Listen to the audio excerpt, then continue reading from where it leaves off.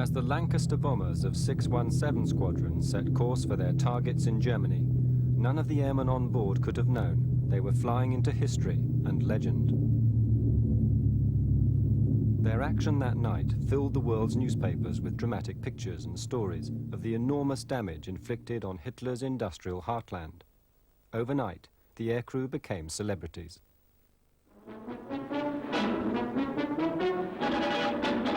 Wing Commander Gibson VC, who led the great Lancaster raid on the Ruhr dams, escorts the King during a visit by their Majesties to an air station in the north of England.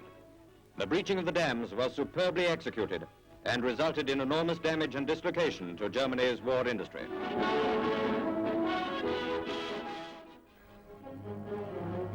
The raid was immortalized in a war movie classic of the 1950s. For many, this was the true story of the Dambusters.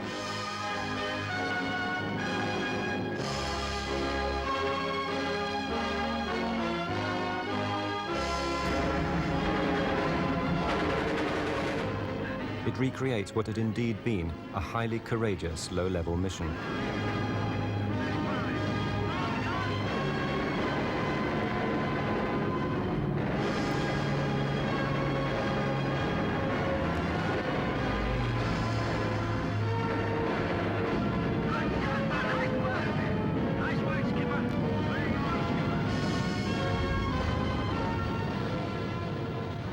Yet over the last 2 decades, and again at the 50th anniversary of the raid, critics have suggested that the bouncing bomb was little more than a gimmick, and the raid was in fact a strategic military failure.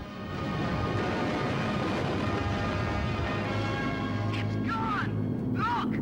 My God! It was a very gallant deed, and I think everybody admired it at that time. Strategically, I think the targets were the wrong targets. There were feelings at the time that the Dambusters raid might actually seriously damage the German war economy, but I think there's no doubt that this could never have really been a knockout blow. The idea that the raid could somehow cripple German industry for good was sheer fantasy. Für mich war dieser Angriff ein reiner Terrorakt. Es ist keine Industrie gewesen, die hätte geschädigt werden können. Das bisschen Strom, wir hatten am übernächsten Tag schon wieder Strom. Das ging ruckzuck, hatten wir Masten stehen, also hilfsmäßige Masten. Leitungen wurden gelegt von den Pionieren. Das ging ganz schnell. Also ich habe im Mauserwerk gearbeitet. Ich war schon 3 Tage später, habe ich wieder am Arbeitsplatz gesessen. After the raid, the destruction and flooding was plain to see. But did it cause so little damage to German industry that, as some critics claim, it was a waste of the aircrew's courage? Or, as the newspapers and the feature film suggested, did it really change the course of the war? What is the truth? The untold story of the Dambusters raid begins not during the war at all, but much earlier, in the mid-1930s.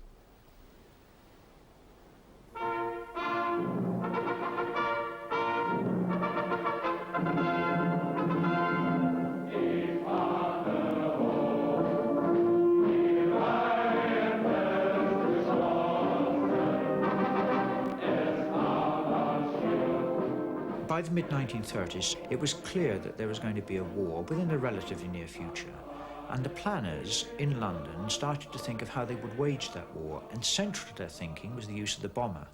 The air staff, therefore, in 1937 drew up a series of plans called the Western Air Plans, which aimed at attacking certain elements within Germany, and one of these elements was the Ruhr industry. And specifically, one committee then went on to identify 45 locations, particularly coking plants and power plants, which would actually, if they were destroyed, paralyze the Ruhr.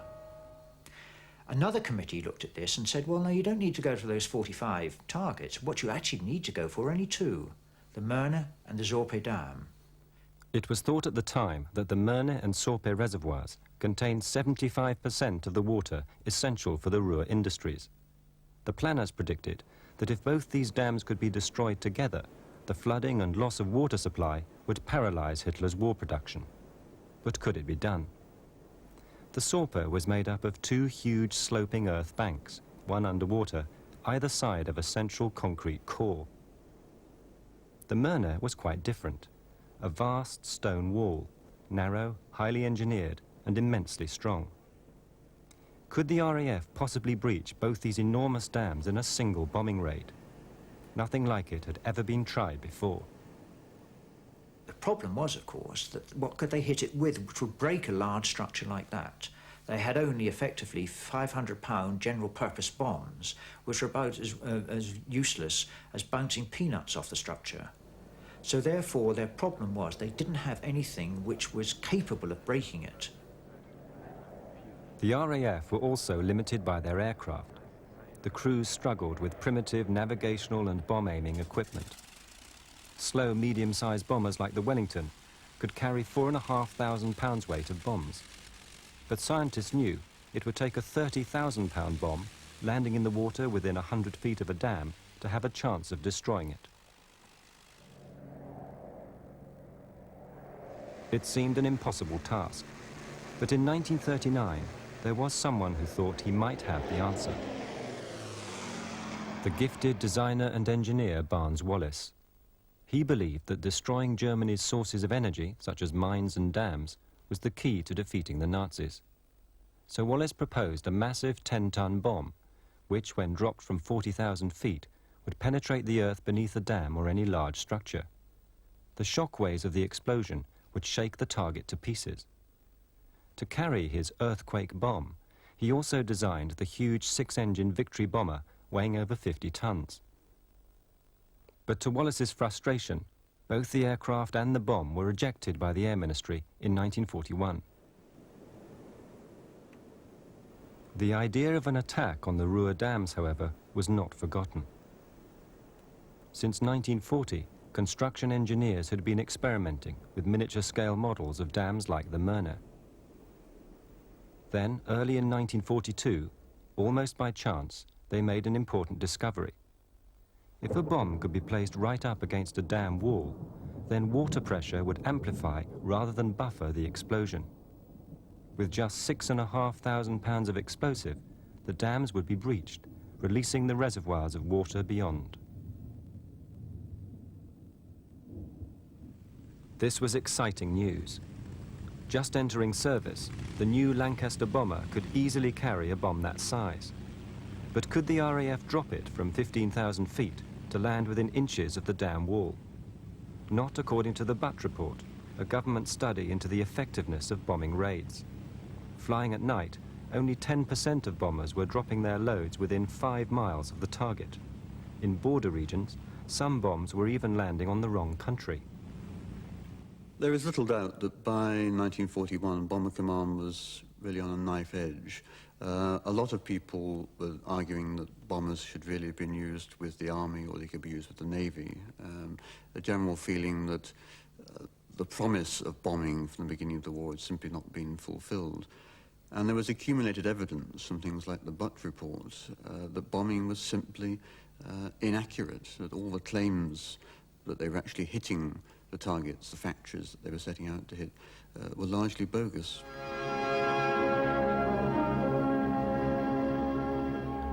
It's at this point that the 1954 feature film takes up the story. In a Surrey garden, Bomber Command's problem might just be solved with a child's marble. Ready?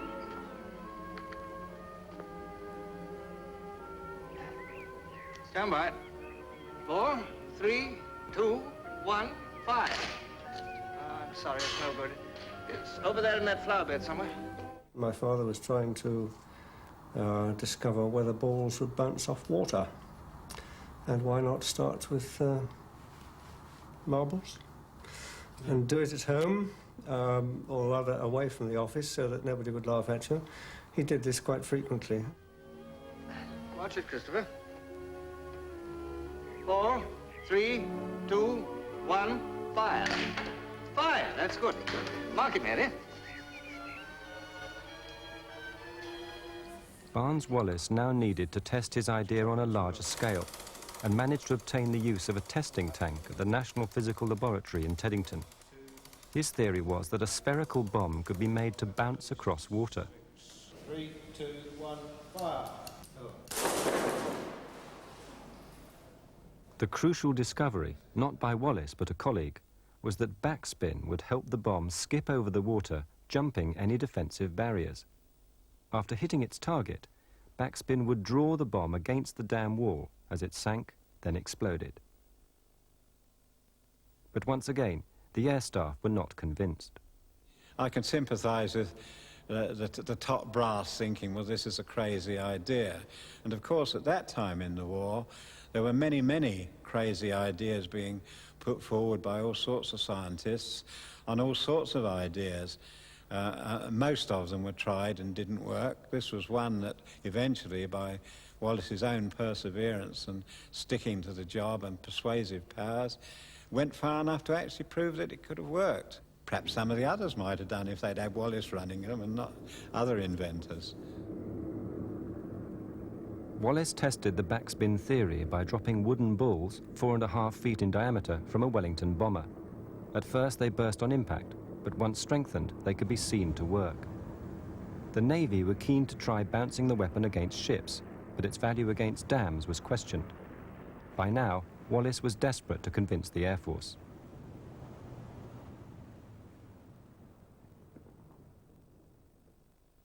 He circulated a detailed paper explaining how the bouncing bomb could be used to attack the Ruhr Valley dams, in particular the crucial targets of the Möhne and Sorpe.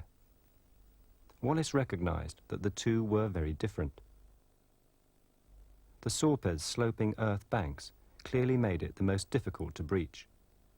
Nevertheless, he claimed the bomb's shockwave could destroy it.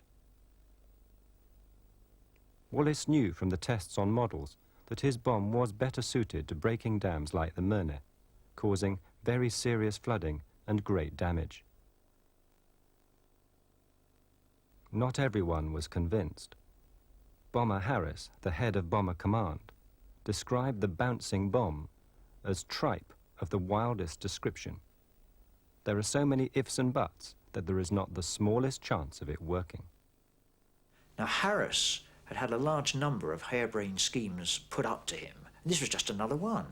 Somebody bouncing a 5-ton lump of iron across a lake, to him, wasn't very attractive.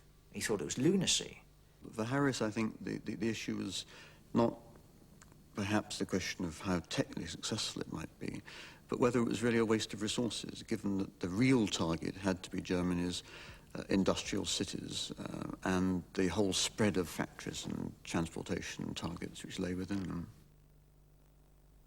Wallace's employers, the aircraft designers Vickers Armstrong, also thought it a harebrained scheme. At a heated meeting, the dam's project was cancelled.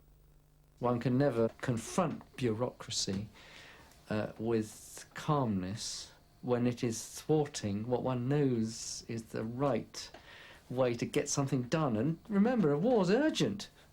It's not just whether you're going to make a bit more money this year, you know, put on more profit. It's urgent. The Germans are going to come. It must have been frightening, and he could see a way of fighting them. Wallace was distraught. He told the chairman of Vickers Armstrong he'd resign. But unknown to them both, the chief of the air staff had meanwhile approved the project. 3 days later, Wallace was summoned to Whitehall and asked to develop a working bomb from his prototype. But the dams had to be attacked in the spring, when the water level was at its highest, and on the night of a full moon, so the air crews could find their target. The last possible date, May the 26th, just 8 weeks away. Stunned, Wallace returned to his colleagues at Vickers. And he said afterwards that he came out of that office and he really felt sick because he realised at last his bluff had been called, so to speak, and he'd got to get on and do what for years he'd been saying he could do. As Wallace began work on the weapon, the Air Force formed a top-secret new squadron, 617, to carry out the raid. But first, they had to perfect a dangerous new skill, flying the big Lancaster bombers at very low level and at night.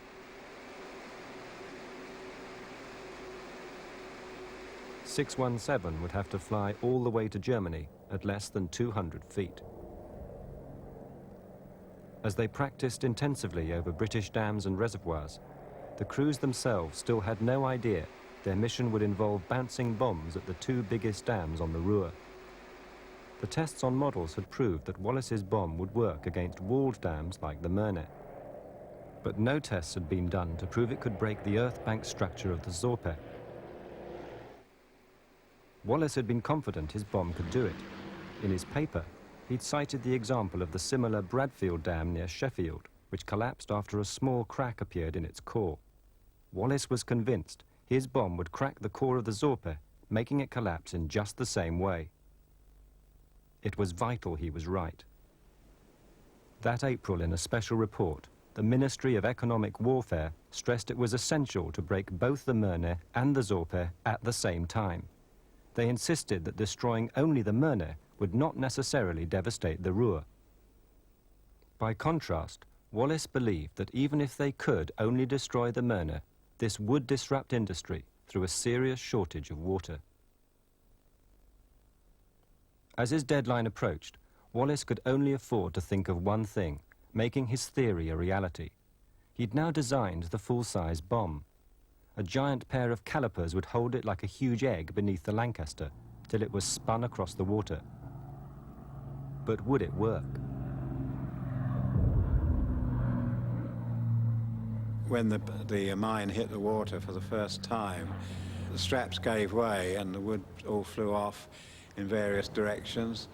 And the middle bit, really the working bit with the explosive and all the depth charges and that housed in it, merrily went bouncing along as Wallace had expected the whole ball to do. So the problem was solved quite accidentally for us. There wasn't any back to the drawing board, all the wood's flown off.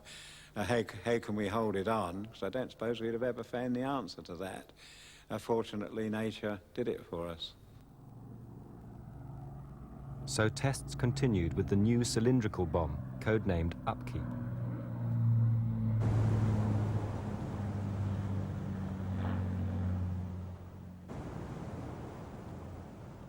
But it was very much trial and error. At the last minute, the height of the bomb drop was changed. And of course, all the time we didn't know they were still working on the bomb. And it was very close to the operation when we were suddenly told it was to be 60 feet. And apparently that was the best height for that bomb to achieve its purpose. What did you all think when Well, we all went to the bar and had a drink. 60 feet, I ask you. If the Lancasters flew too low, the water splash hit them. This aircraft lost a wing flap and was lucky to stay airborne.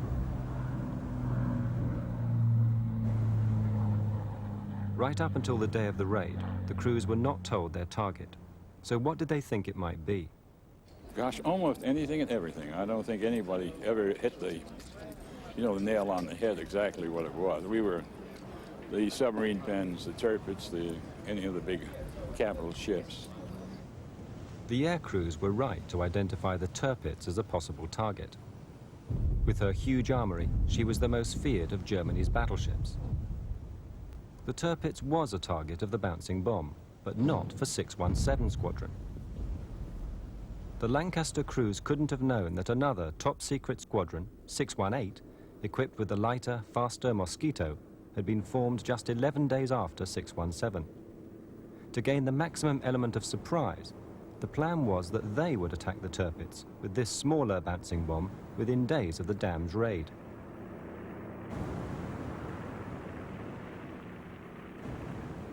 But it was this bomb, codenamed Highball, that was to cause a crisis which nearly stopped the Dambusters, just 48 hours before takeoff.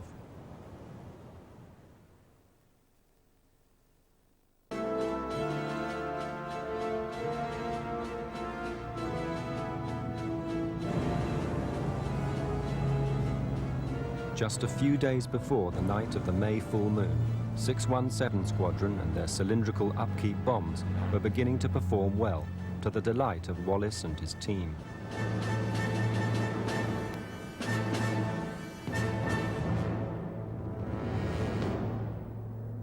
Meanwhile, 618 Squadron were having serious problems with their smaller spherical highballs.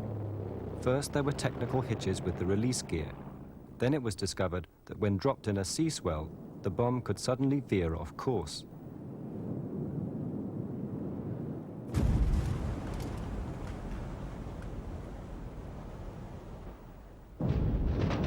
Clearly, Highball was not yet ready for the Tirpitz, though upkeep was ready for the dams. The Navy wanted a delay. The fear of the Navy was that if the RAF went ahead, then the method would be compromised. The RAF's fear was that if they delayed, any delay beyond the 26th of May meant that they'd have to delay it perhaps for another year, that then secrecy would be lost, and somehow or other, the whole idea would be compromised. So for the RAF, it was now or never. To succeed, it had to be a surprise attack, and time was running out. The Dambusters project continued, with the only test of a live upkeep bomb, 5 miles offshore and well away from prying eyes. But even as the bomb exploded, its future hung in the balance. The chiefs of staff, visiting Washington with Churchill, were asked for a decision. The answer was ciphered back to Britain on May the 14th, just 48 hours before the raid. The operation, codenamed Chastise, was to go ahead. 19 Lancasters were to attack a total of 6 dams, including the Ada in the Weser district. But the two most crucial targets, both on the Ruhr, were the Möhne and the Sorpe. But there was a problem. It was now realized that the Sorpe had no towers for the crews to fix their sights on, so it was an even more difficult target than had been thought. With the raid now imminent, a special new method of attack would have to be worked out for the Sorpe. Assuming all went to plan, between 8 and 12 aircraft would attack it, each Lancaster carrying one upkeep bomb. After weeks of training, the aircrews were finally told of their mission. For many, it was the longest briefing they'd known, and their reaction to the news of the target was mixed. Some felt a sense of foreboding. John Burpee came over to me before takeoff. Being a Canadian friend, he thrust out his hand and said, "Goodbye, Ken." That was not unusual. You may think so now, but we weren't foolish enough to think this was a sure bet, let's face it. If you made this one, you were going to be very lucky. Ken Brown and his crew on board Lancaster F for Freddy took off in the third and last wave of bombers. Theirs was to be a dramatic attack, never revealed by the feature film. Most of the other Lancasters were already over Germany as F for Freddy crossed the enemy coast. The big bombers flew low to avoid flak gunners and night fighters, but in the moonlight they felt only too conspicuous. It was a beautiful, clear, moonlit night. I remember very clearly, everything was so green, Holland, and then further on over Germany. And objects stood out, churches, pylons, rivers and canals. You could tell very easily if you were off course. The navigator was sitting at the table. He could not see outside. Who could see outside but the bomb aimer and the pilot and the flight engineer? But they had their work to do. So the bomb aimer, it fell to the bomb aimer to do all the map reading. I would pass on that information to Dudley Heel, who would plot it on his charts. Well, myself and Steve, our bomb aimer, we worked very closely together. He was in the nose, and so I depended greatly on the information he gave me as to what he could see. And that's how we managed to keep largely on track. Our main concern was high tension cables. It was pretty light, but those are difficult to see at times, and we've got our mics on continuously all the time. We just say, right, high tension cable coming out, okay, Buzz, I can see it, and so on and so on. And we just snip over and get down again.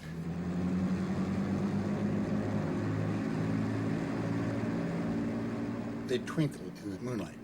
If you see the high tension wires there, twinkling, you know you can go over them. If you see them there, you can't. You've got to make a decision to go under them. You'll never make it over. And you've got to make that decision long before you ever reach there. But that is an actual fact. People saw them up here and tried to go over them, and they just mushed through them. Bad news. Far ahead of F for Freddy, the first wave of Lancasters were approaching their main target. Their attack on the walled Möhne Dam was a total surprise. 220. This is fine.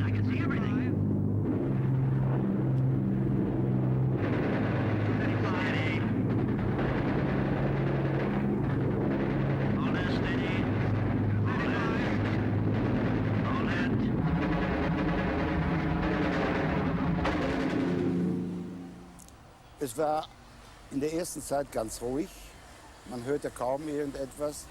Nur in der Ferne hörte man laute Fluchlärm, lauten Fluchlärm. Und wir dachten, oh Gott, das ist weit weg. Ne? Bis plötzlich ein heller Lichtschein zu sehen war und eine große Detonation.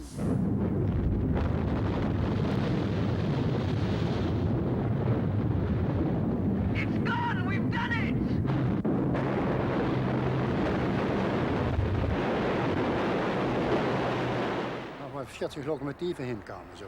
Dat geluid, dat geruis war dat, van dat Wasser. War eine schwarze Masse, die gesagt kommen da so, da uit de taal. Toen ben ik gerannt naar oben. Da habe ich noch gerufen, laufen nach oben. Da waren die liefen nicht, bleiben stehen. Weg, alles weg. Huis, alles weg. Da waren das 15 Meter hohe Wellen. Und wer jetzt als Fußgänger oder als Laufender davor war, der kam in den Wellen um. Wir haben die Wellen noch gesehen, aber wir sind davor weggekommen.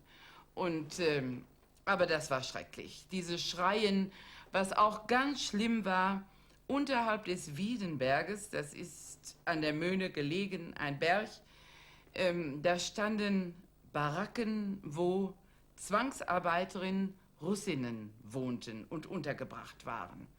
Und die waren nun alle in diesen Gebäuden, in diesen Baracken gefangen und auch konnten da nicht raus. Die sind dann in den Baracken zum Teil geschwommen bis an diese Betonbrücke und da zerstellten die Baracken und dann diese schreckliche Schreien dieser Gefangenen. Das habe ich heute noch in den Ohren. Das Schreien, das war ganz, ganz schlimm. Das war eine ganz schlimme Erinnerung an diese Nacht. It had taken not one, but 5 upkeep bombs to breach the walls of the Möhne. 70 miles to the east, the Ada had also been breached with 3 more. F for Freddy and the remaining aircraft now turned towards the crucial Sorpe. They were still over Holland, just behind John Burpee in S for Sugar. We were about 30 seconds to a minute behind Burpee, the aircraft which Burpee was flying. He flew over a German aerodrome. He was north of us, and why he was there, I have no idea. I dare say the wind had carried him off, or his compass may have been out. And over on the left there we saw some flames and sparks and, you know, a lot of fireworks going on. And we knew, Ken said, God damn, that must be Burpee or Barlow. And it was, of course. As a matter of fact, they probably saved our skins, because had we been over a bit further, we'd probably been the first to be hit. We saw the tracers coming up. We saw the tracers stop when it hit this aircraft. We saw the flames coming up. It must have hit the pilot. He must have been hit because the aircraft started climbing slowly, and then it turned, and a few seconds later, we saw a big explosion. But they went down. Tremendous explosion. The whole valley was a great orange ball, and I looked to my port side and saw a road, and I went down the road. It was the only thing I could do. There was no other cover. The rest of it was trees, so we hid behind the trees and went along the road. And it was a pity, it was a shame, and we feel very upset about it, you know, the loss of life.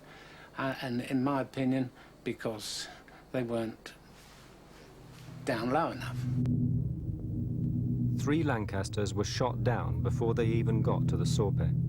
Others turned back. F for Freddy was one of only 2 bombers to attack the dam known to be the hardest to breach. When we went to the Sorpe, the whole valley was filled with fog. The only thing we could see was the village on top, the church spire sticking through the fog. And that's all we had to go on. We made several runs just to find the dam itself. As a matter of fact, The third one, we almost crashed into it. The crew had been instructed to approach the earth-packed Sorpe from a different angle, flying not towards the dam, but parallel to it. The bomb was not to spin or bounce. And we had to try about 6 or 8 times before we got the right height, speed, and location before I dropped the bomb. And off she went, and I clearly remember, you know, taps right open, throttles right through the max boost, and getting out of it, and turning around, and then I saw this water spout go, and in those days it was something quite incredible. The plume was between the moon and ourselves, and you can really see it. What did it look like? Just a big fountain of water come straight up. Well, that must have been a very reassuring sight. It was, and then we looked to see if the dam was still there, and it was still there. The dam held. It was later realized that Wallace's theory, based on the Bradfield Dam, was flawed. The Bradfield had only had a clay core. The Sorpes was solid concrete. With dawn approaching, F for Freddy headed for home, flying over the flooded Merne on the way. Oh, it was immense. You can imagine the gates opening on a dam and the amount of water going through. Well, that's just how it was. A torrent of water going down the valley. To this day, I just look down there because I'm there, I can see things, and I said, Jesus Christ. And Ken tipped the aircraft so he could see, and Dudley came from behind the curtain and looked out, and there she was. And this water gushing out like, well, it was incredible. Incredible. You did wonder because you could see cars with lights on disappear, obviously underwater, and that must have happened quite a lot. You did wonder if it was all worth it. No, it wasn't very nice that people were dying down there, and you knew you had been responsible for it. Even though if you could start all over again, you would have done just the same because you felt that was your duty. One by one, the surviving Lancasters touched down at RAF Scampton. As dawn broke, it became clear that the squadron's success in breaching the Merne and the Ada had been very costly. 8 of the 19 aircraft had failed to return. Of the 133 men who flew on the raid, 53 had been killed. Barnes-Wallis was stunned by the losses. I don't think he'd envisaged, in any very clear sense, that outcome, although I suppose he must have known it would happen. But perhaps it was the deaths were greater in number than he'd thought. And he was very, very upset. I think it may be that he felt that had he known how many young men would go, he might have thought perhaps he would not have set the whole raid in motion. I don't know about that. That certainly is what he said. I don't think he really appreciated that we were going to lose anybody. He was concentrating so much on whether his invention would work and whether his vision of breaching the dams was going to be achieved. The shattered Merne and Ada dams, the local people faced scenes of devastation. Es war eine große Aufregung und großes Entsetzen bei der ganzen Bevölkerung. Denn wie das Wasser so einigermaßen überschaubar war, dass es zurückging, so am nächsten oder übernächsten Tag, da konnte man sich erst eine richtige Vorstellung von der Katastrophe machen. Das gesamte Möhnetal war überschwemmt, war überflutet. Wo vorher Häuser gestanden hatte, sah man heute nur noch Reste von Fundamenten. Die Häuser waren einfach verschwunden. Das Wasser hatte sie abgedreht von den Fundamenten und total weggeschwemmt. Das ganze Ruhrtal war mit Kadavern von Rindern, Schafen, Hühnern, Pferden und allem möglichen Vieh übersät, ebenso mit sehr, sehr vielen Leichen, sodass man Wochen, Monate hinterher noch diese Leichen, die zum Teil bis zur Unkenntlichkeit zerstört waren, kann man sagen, identifiziert worden sind. In all, 1,300 people had been drowned. Over 200 had simply been swept away in the deluge, never to be seen again. Those victims who could be identified were often found tens of kilometers downstream. All the local police could do was circulate numbered photographs to those whose relatives were missing.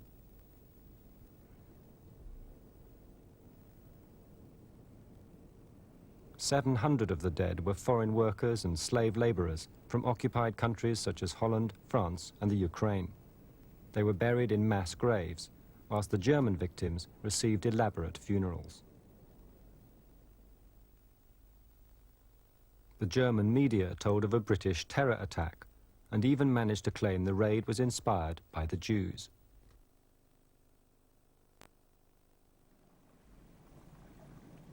The flooding was widespread.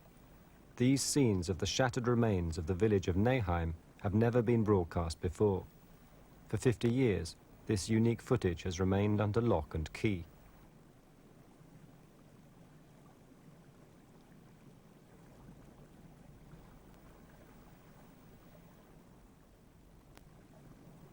Local people struggled to improvise as best they could. The Nazi propaganda machine swung into action, first promoting moral outrage, then stoic reassurance. It also urged the survivors in villages below the dams to stop complaining and remember how lucky they were they didn't live in cities like Dortmund or Bochum, regular recipients of Bomber Command's attention.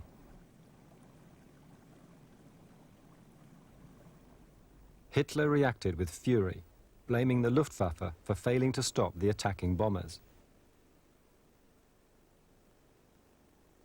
But the Minister of Production, Albert Speer, realized the devastation of industry was not nearly as great as it might have been. If the Sorpe had been destroyed instead of the Eder, said Speer, Ruhr production would have suffered the heaviest possible blow. Today, others agree. The Eder dam had nothing to do with the industry, in the Ruhr Valley. So the damage caused by the breaking of the Eder dam was only in the agricultural field, cows and some farmers, etc., and pigs, but there was no industry in that area. The Sorpe dam was much more important because it played a more important role in the supply of water for the industry in the Ruhr. But it was, fortunately for us, it was not destroyed. Just as the report for the Ministry of Economic Warfare had warned shortly before the raid, both the Möhne and the Sorpe had to be destroyed to cripple the industry of the Ruhr. So was the raid a failure? Not necessarily. In warfare, physical destruction isn't always the most effective weapon. Immediately after the raid, Bomber Command set about getting photographic proof of its success. It had been the first low-level precision night bombing raid ever carried out.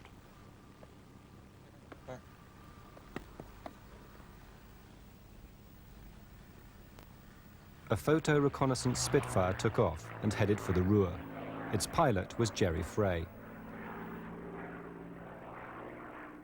When I was about 150 miles away from the target, somewhere over the Ruhr, I could see the sun glinting. Now this very often happened when the sun was fairly low in the morning. It would glint, for example, on the greenhouses over Holland and give quite a reflection. But this was something very different, very huge. And it was, in fact, the sun shining off this muddy river that was pouring down from the dam itself. And although there were no regrets, yes, one certainly felt, my God, it must have been an awful mess down there last night. I then moved on to the Eder, which had also been hit, but of course it's much more in a winding valley, the Eder, and more difficult to locate, although the lake was emptying so rapidly above that you could see this enormous mud bank where the lake had been. And then on to the Sorpe. And this had not been breached, but there were splash marks where something had gone over the top of it. Normally, aerial reconnaissance photographs were treated with the utmost secrecy. But in this case, the Air Ministry realised their propaganda value outweighed the physical damage caused to the Germans on the ground. The pictures were quickly released to the press. Within a couple of days of the raid, the images of the broken dams had made front-page news around the Allied world. But the political impact of the raid was to be equally significant. The photographs of flooded area and flood damage were quite spectacular, and I think that publicising the dams raid in this way was partly a result of the extremely good visual material that was available. The Dambusters raid also helped Britain in its relations with its two allies, the Soviet Union and the United States. It persuaded Stalin that the British really were serious about defeating Hitler in Europe, and Stalin had been anxious about that for a long time. It helped to persuade the Americans to keep in Europe rather than turn to the Pacific, where a lot of American opinion wanted American forces to be used. I think in both those areas, the raid did contribute to Churchill's efforts to keep both those allies concentrating on the European question. Churchill made good use of the RAF's success. Just 2 days after the raid, he was in Washington, addressing the United States Congress. In his speech, he was able to highlight the dams raid as an effective strike against Nazi Germany. It was just what the Americans wanted to hear. Surely lie before peace comes back to the world.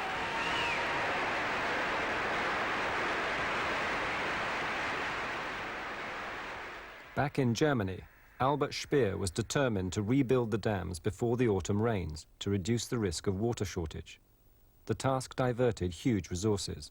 Some 27,000 men were moved from crucial work on the defensive Atlantic Wall to repair the damage.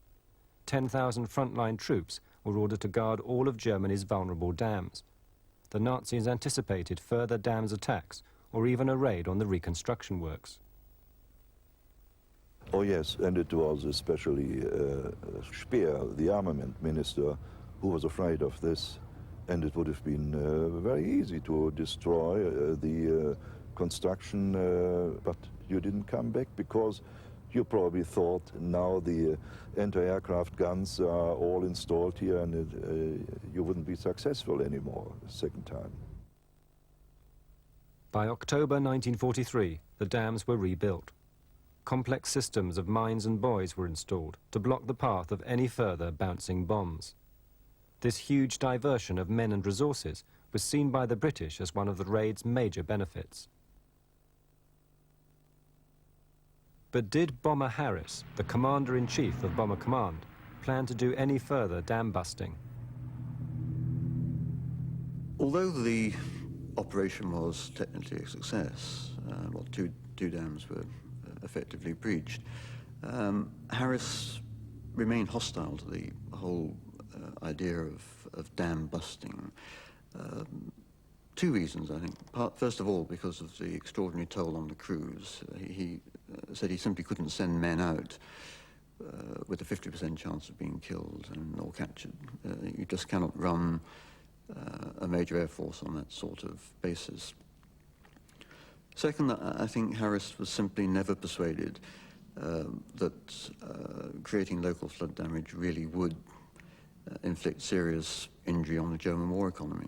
He was convinced that the city-busting program against major industrial centres really was the more sensible use of resources. 617 Squadron were never again to use upkeep, but that wasn't the end of the bouncing bomb story. There was still 618 Squadron and its smaller bomb, Highball. The problems with Highball, which had been experienced in early 1943, which led to the clash between the RAF and the Admiralty, and the RAF going ahead with upkeep while Highball was not used, had actually been solved. By late 1944, the weapon was a viable proposition, but of course by that time, the Tirpitz was no longer a target because the Tirpitz, of course, had been sunk. So it was decided that this weapon would be used against Japanese capital ships in the Pacific. And to that end, 618 went off to Australia and were based in Australia with the idea of them being used in the Pacific in cooperation with the Americans.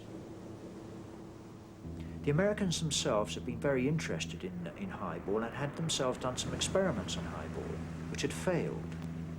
And there is one strain of thought which suggests that the Americans were not convinced that the weapon would actually be useful. It might actually malfunction and blow up the aircraft as done in their trials.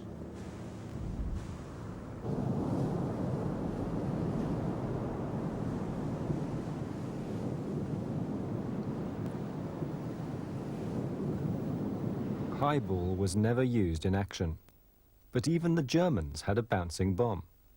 On the night of the dam's raid itself, Flight Lieutenant Barlow's Lancaster had crashed north of Gladbeck. His upkeep bomb hadn't exploded, and the local mayor found himself a souvenir, which he mistakenly thought was a fuel tank. German engineers soon worked out the full technical specifications of the weapon and began experiments to design and build their own version. The date of these blueprints, the 26th of May, 1943, just 10 days after the dam's raid. The Germans planned a few improvements that would have impressed even Barnes-Wallis.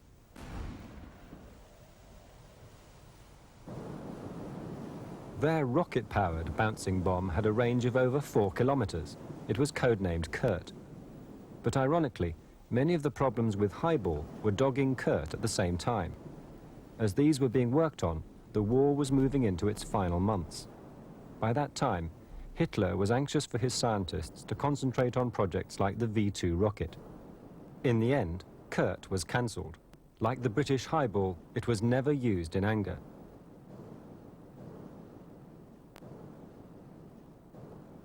Of all the different bouncing bombs developed during World War II, only one was ever used, on the night of the Dambusters raid. The Mörner and Eder dams were rebuilt. The Sorpe had survived, and the devastation had little lasting effect. The Dambusters raid has become legend, but was it really worthwhile? Looking back at the raid, one has to say that its immediate effect was not that great. Certainly not as great, I think, as its proponents had expected. It did produce a certain amount of dislocation in the industries of the Ruhr Valley, but that was very quickly put back. And the point I think that Harris always made, the attack on the dams was just a small part of a general campaign that he was waging against Ruhr industry. And arguably the conventional bombing attacks on heavy industry in Essen, for example, and Düsseldorf was as damaging during this period as the Dambusters raid. I don't care what anybody says. 50 years later, to sit back and say, it wasn't worth it. I say the opposite. It was worth it, especially to the morale of the people. You could walk into a pub and never buy a drink, really. Was it worth it? Well, I'd lost a lot of friends. Did you want me to jump up and down and say, yes, it was well worth it? I was sorry to lose my chums. To me, personally, it wasn't worth it. But as far as the moral build-up of the whole country, I'm sure it was well worth it. It was well received in America as well as in England. It was a real booster, there's no doubt about it. Had a tremendous effect.